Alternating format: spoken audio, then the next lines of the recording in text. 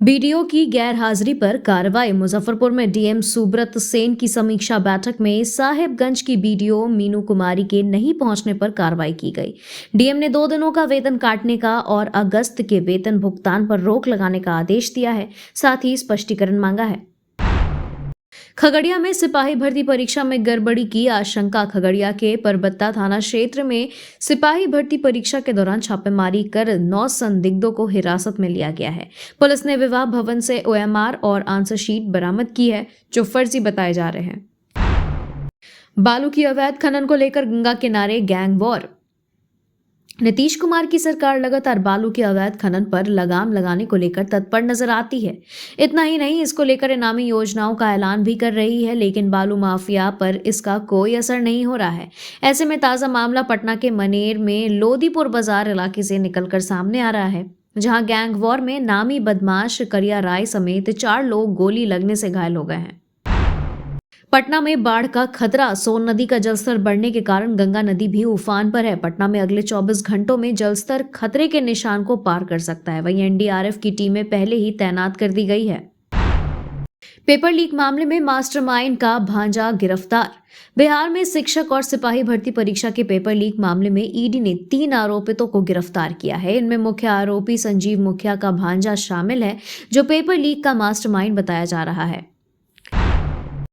हिना शहब से लालू परिवार का समझौता। पटना से इस वक्त की बड़ी खबर सियासी गलियारे से आ रही है। राजद सुप्रीमो लालू प्रसाद यादव और बिहार विधानसभा के नेता प्रतिपक्ष तेजस्वी यादव ने शहाबुद्दीन की पत्नी हिना शहब से मुलाकात की है। यह मुलाकात पटना के बोरिंग रोड स्थित एक एमएलसी के आवास पर हुई है। इस दौरान 1 घंटे तक तीनों के बीच बातचीत हुई। शहाबुद्दीन के निधन के बाद एक साथ लालू और तेजस्वी यादव के साथ हिना शहब की पहली मुलाकात हुई।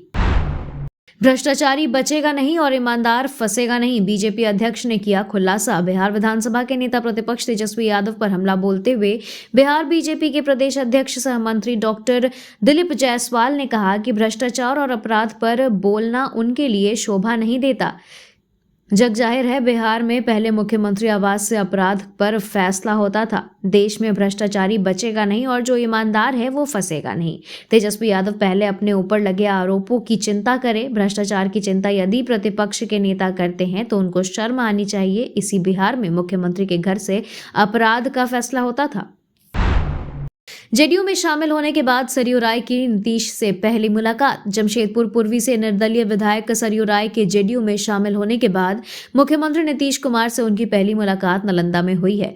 जेडीयू के राष्ट्रीय अध्यक्ष और बिहार के मुख्यमंत्री नीतीश कुमार से पहली मुलाकात जेडीयू के वरिष्ठ नेता और बिहार पूर्व विधायक राजीव रंजन के श्राद्ध क्रम के दौरान नालंदा में हुई।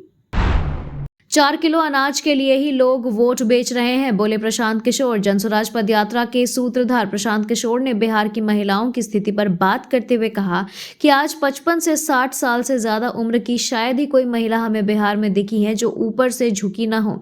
उन्होंने कहा कि यह एक बड़ी समस्या है, लेकिन यहाँ लोग 4 किलो अनाज के लिए ही वोट बेच रहे हैं।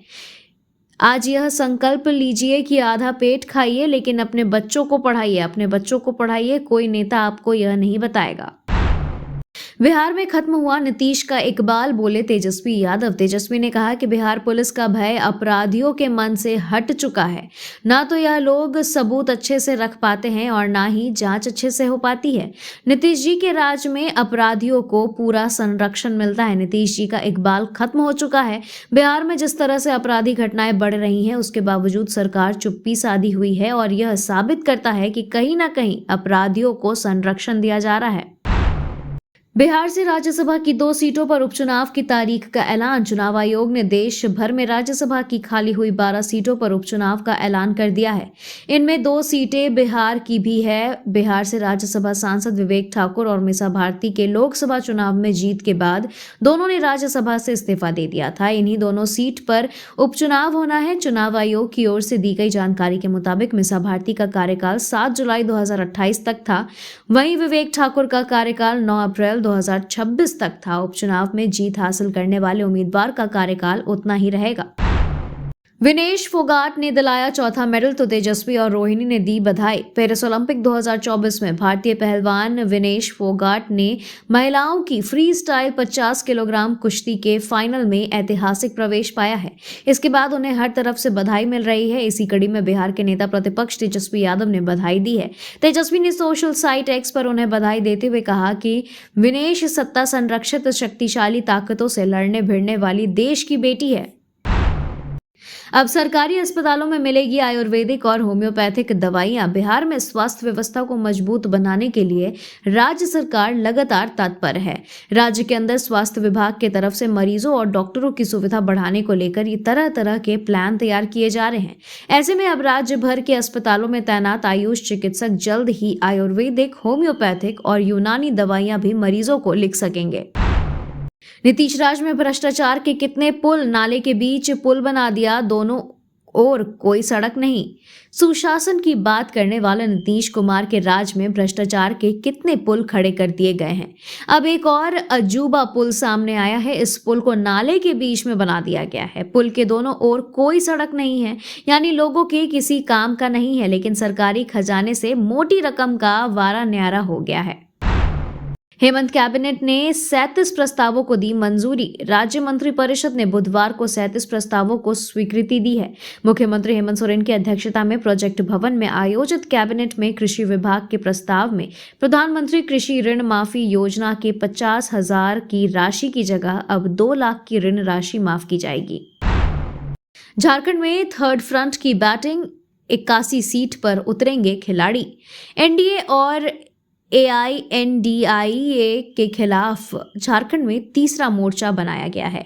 इसका नाम झारखंड नवनिर्माण महासभा तीसरा संगठन यानी जनमत रखा गया है। 10 संगठन इस तीसरे मोर्चा में शामिल है। तीसरा मोर्चा राज्य के सभी 81 विधानसभा सीटों पर प्रत्याशी उतारेगा। बेसरा ने कहा कि झारखंड का निर्माण हुए 24 साल हो चुके हैं। 17 साल बीजेपी और फिर झामुमो की सरकार रही। झारखंड में महंगी हो सकती है बिजली, प्रति यूनिट 2.85 रुपए बढ़ाने का प्रस्ताव। झारखंड में बिजली महंगी हो सकती है। JBVNL ने इसकी तैयारी कर ली है। बिजली वितरण निगम ने वित्तीय वर्ष 2024 से 25 में प्रति यूनिट घरेलू बिजली में 2.85 रुपए बढ़ाने का प्रस्ताव दिया है। वर्तमान में दर 6.65 रुपए प्रति यूनिट दर है। वहीं इसके साथ ही फिक्स्ड चार्ज में भी बढ़ोतरी का प्रस्ताव है। साफ है, चुनाव से पहले लोगों की जेब पर बोझ बढ़ सकता है। मेरी गिरफ्तारी गलत तरीके से हुई, ईडी कोर्ट में बोले पूर्व मंत्री आलमगीर आलम। मनी लॉन्ड्रिंग मामले में पूर्व मंत्री आलमगीर आलम की ओर से ईडी कोर्ट में बहस पूरी कर ली गई है। बुधवार को सुनवाई के दौरान आलमगीर आलम ने कहा कि उनकी गिरफ्तारी गलत तरीके से की गई। आलम बोले, मेरे ऊपर लगे आरोप साबित नहीं हो रहे हैं। पूर्व मंत्री ने उम्र व स्वास्थ्य का हवाला देकर कोर्ट से जमानत देने की अपील की है। उग्रवादी संगठन PLFI के खिलाफ NIA की बड़ी कार्रवाई। झारखंड में बुधवार को राष्ट्रीय जांच एजेंसी यानी NIA ने उग्रवादी संगठन people's liberation front of India के खिलाफ सख्त कार्रवाई की है। NIA ने संगठन से जुड़े 2 संदिग्ध ठिकानों पर छापेमारी की। जांच एजेंसी को आशंका है कि PLFI से जुड़े इन ठिकानों की टेरर फंडिंग में संलिप्तता है। छापेमारी के दौरान NIA को कई दस्तावेज भी मिले हैं। प्रतिबंधित मांस की खुले में बिक्री पर हाईकोर्ट नाराज। झारखंड हाईकोर्ट ने प्रदेश की राजधानी रांची में खुले में प्रतिबंधित मांस की बिक्री को लेकर नाराजगी जताई है। कोर्ट ने इस संबंध में रांची के SSP को सख्त कार्रवाई करने का आदेश दिया है। कोर्ट ने अपनी नाराजगी जाहिर करते हुए कई टिप्पणियां भी की है। साथ ही सरकार की कार्यप्रणाली पर भी सवाल उठाए हैं। Thank you so much for watching this video. Don't forget to like, comment, share, and subscribe.